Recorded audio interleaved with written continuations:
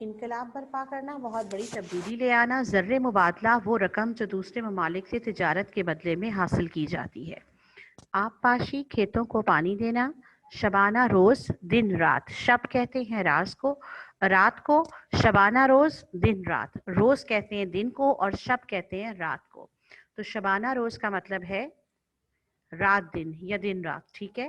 بے نیاز، جو کسی کا محتاج نہ ہو، معیشت، کسی ملک کا مالی نظام، مال مراد روپے پیسے کا نظام جو ہوتا ہے۔ پولٹری فارم، مرغی خانہ، قوت مدافعت، مقابلہ کرنے کی طاقت۔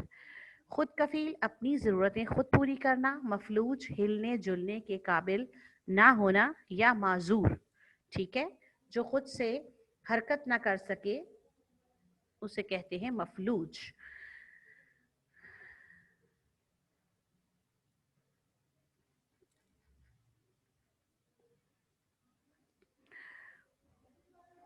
خوردنی تیل، کھانے کا تیل، منسلک، جڑا ہوا، دار و مدار، انحصار، نرخ، قیمت، ڈھور ڈنگر، مال مویشی، وابستہ، تعلق ہونا۔ روغنی اجناس، وہ فصلیں جن سے تیل نکالا جاتا ہے۔ ہارویسٹر، فصل کاٹنے کی مشین۔ ریڑھ کی ہڈی، نہایت اہم اور بنیادی چیز، ٹھیک ہے۔ ریڑھ کی ہڈی کا مطلب یہاں پر جسم میں پائے جانے والی ریڑھ کی ہڈی کی مثال دی گئی ہے، اور یہاں پہ جو اس کا لفظی مطلب ہے اور معنی ہے وہ ہے نہایت اہم اور بنیادی چیز، ریڑھ کی ہڈی۔ نقص، خرابی۔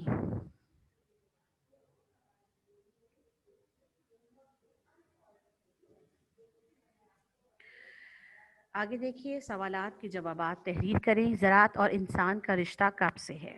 اس کا جواب ہے زراعت اور انسان کا رشتہ بہت پرانا ہے، بلکہ اگر یہ کہا جائے تو بیجا نہ ہوگا کہ جب سے انسان نے دنیا میں قدم رکھا ہے، زراعت اور انسان کا رشتہ اس وقت سے ہے۔ بیٹا کوشش کیجئے کہ آپ اپنا بک ورک جو ہے وہ آن لائن کلاس کے ساتھ ساتھ ہی مکمل کرتے جائیں۔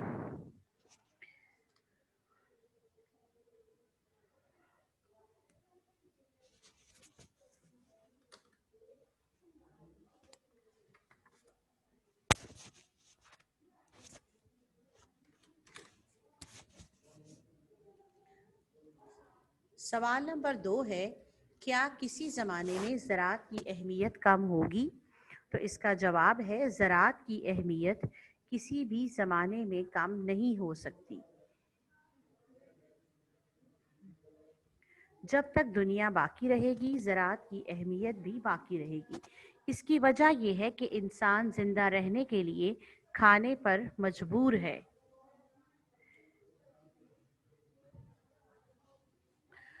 اور خوراک زراعت سے حاصل ہوتی ہے۔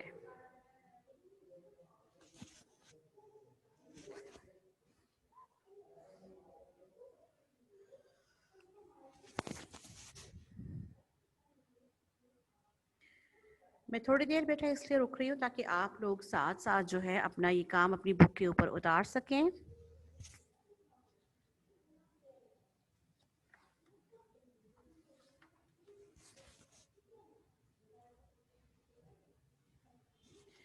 زراعت پاکستان کی ریڑھ کی ہڈی ہے۔ اس کا جواب ہے کہ اس جملے کی وضاحت کریں۔ پاکستان ایک زرعی ملک ہے، اس لیے یہاں زراعت کی اہمیت بہت زیادہ ہے۔ اس سے ملک کی معیشت مضبوط ہوتی ہے۔ یہی وجہ ہے کہ زراعت کو پاکستان کی ریڑھ کی ہڈی تصور کیا جاتا ہے۔ جس طرح جسم میں ریڑھ کی ہڈی کو نقصان پہنچے تو پورا جسم متاثر ہوتا ہے، اسی طرح زراعت کے شعبے کو نقصان پہنچے تو ملکی معیشت کو نقصان پہنچتا ہے۔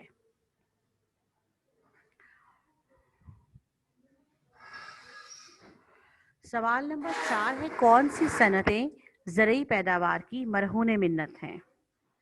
اس کا جواب ہے بے شمار صنعتیں زرعی پیداوار کی مرہون منت ہیں۔ مثال کے طور پر آٹے اور چاول کی ملیں، خوردنی تیل بنانے کی صنعت، بنانے کے بعد کی لکھ لیجئے، خوردنی تیل بنانے کی صنعت، دھاگا اور کپڑا بنانے کے کارخانے، سب زراعت سے وابستہ ہیں۔ یوں زراعت کی ترقی کے ساتھ ساتھ صنعتی ترقی بھی ممکن ہوتی ہے۔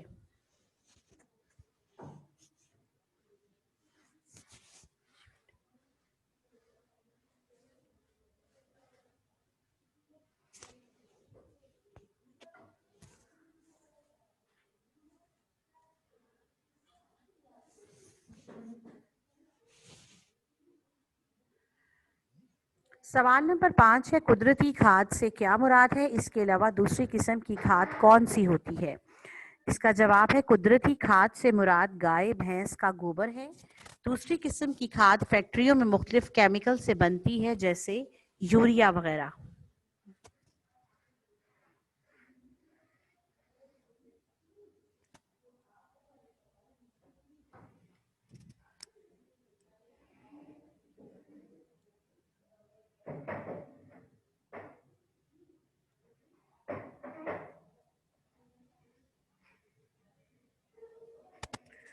सवाल नंबर 6 है, डेयरी फार्म से हमें क्या हासिल होता है? इसका जवाब है डेयरी फार्म में आला नस्ल के जानवर रखे जाते हैं। इन जानवरों से दूध, मक्खन और घी के अलावा गोश्त भी हासिल होता है।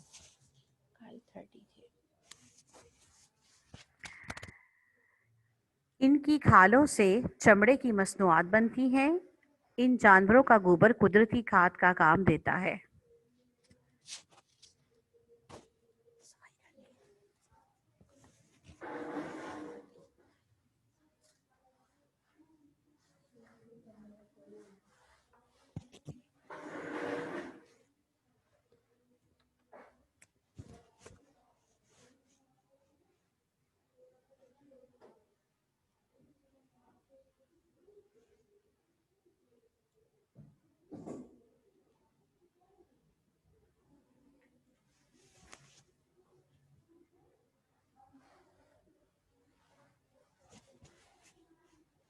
जी, दरआमदात और बरामदात से क्या मुराद है? इसका जवाब है दो चीज़ें बैरून मुल्क से मंगवानी पड़ें, उन्हें दरामदात कहते हैं। इस पर कीमती ज़र्रे मुबादला खर्च होता है। इसके बरक्स अगर हम अपनी ज़रूरत से ज़ायद अनाज पैदा करें और उसे दूसरे मुल्कों को बेच सकते हैं।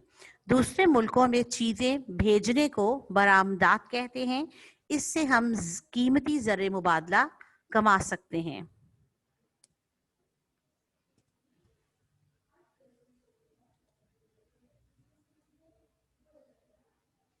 बिस्मा फारूक, बेटा अपना कैमरा ऑफ कीजिए।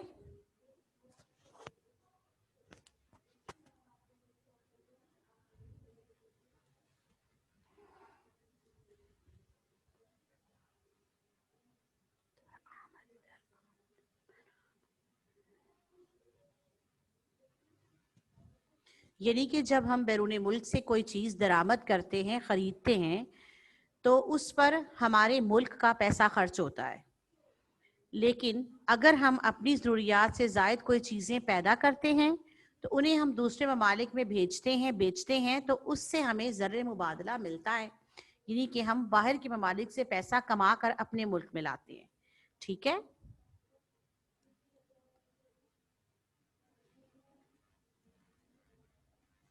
पाकिस्तान के किन इलाकों में आम और कीनू ज़्यादा मिकदार में पैदा होते हैं? कीनू सरगोदा और आम मुल्तान और रहीम यार खान के इलाके में ज़्यादा मिकदार में पैदा होते हैं।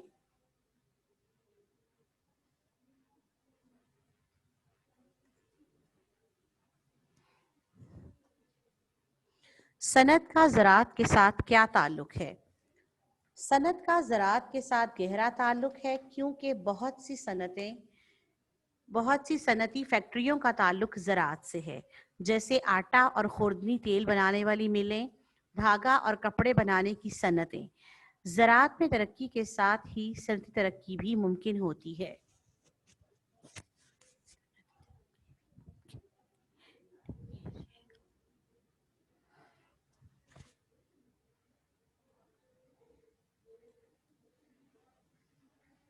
सवाल नंबर 10 है, रोगनी अजनास से क्या मुराद है? इसका जवाब है रोगनी अजनास से मुराद वो फसलें हैं जिनसे तेल निकाला जाता है। हमारे मुल्क में सूरजमुखी और कनोला वगैरह से खुर्दनी तेल निकाला जाता है। बेमौसमी सब्जियों से क्या मुराद है? बेमौसमी सब्जियों से मुराद ऐसी सब्जियां हैं जो बगैर मौसम के ग्रीन हाउस में उगाई जाती हैं। यानी कि इन फसलों को या सब्जियों को एक ख़ास टेम्परेचर दिया जाता है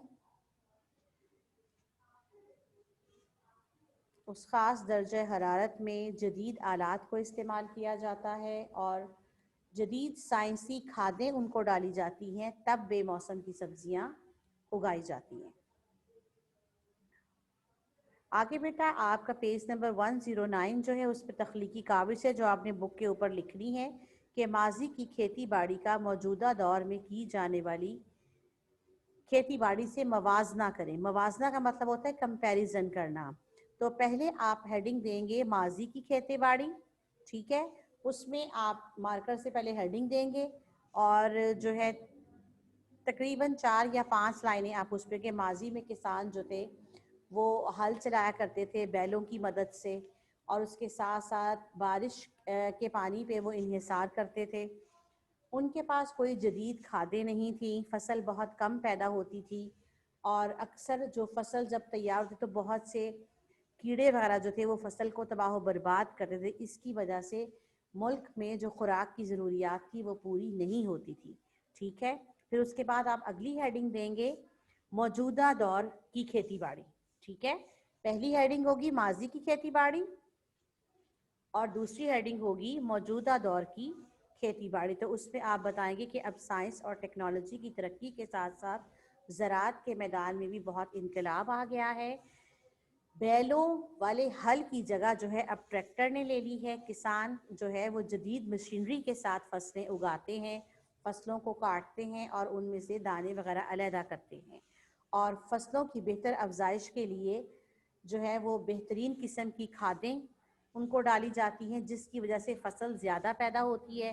بہترین قسم کا بیج جو ہے وہ اگایا جاتا ہے جس سے زیادہ پیداوار حاصل ہوتی ہے، اور اس کے ساتھ ساتھ جو ہے مختلف جو ہے ادویات اور سپرے وغیرہ فصلوں کے اوپر کیے جاتے ہیں تاکہ کیڑے مکوڑے جو ہیں وہ فصل کو تباہ نہ کر سکیں۔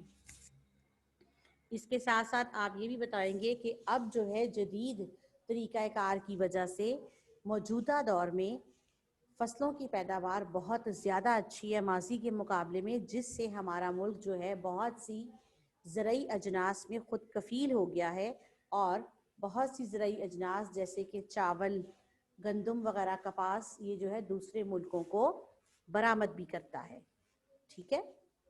تو اس طرح سے آپ نے 2 ہیڈنگز بنا کر جو ہے پیج نمبر 109 پر آپ نے اپنی تخلیقی کاوش جو ہے وہ لکھ دینی ہے۔ تو آپ کی بک بیٹا آج مکمل ہو گئی ہے۔ تو اب ہم تفہیم عبارت جو ہے انشاءاللہ وہ میں آپ کو کل پڑھاؤں گی۔ اب اگر کسی بچے نے کوئی بات پوچھنی ہے تو اگر آپ کا کوئی کویسچن رہتا ہے تو آپ مجھ سے پوچھ سکتے ہیں۔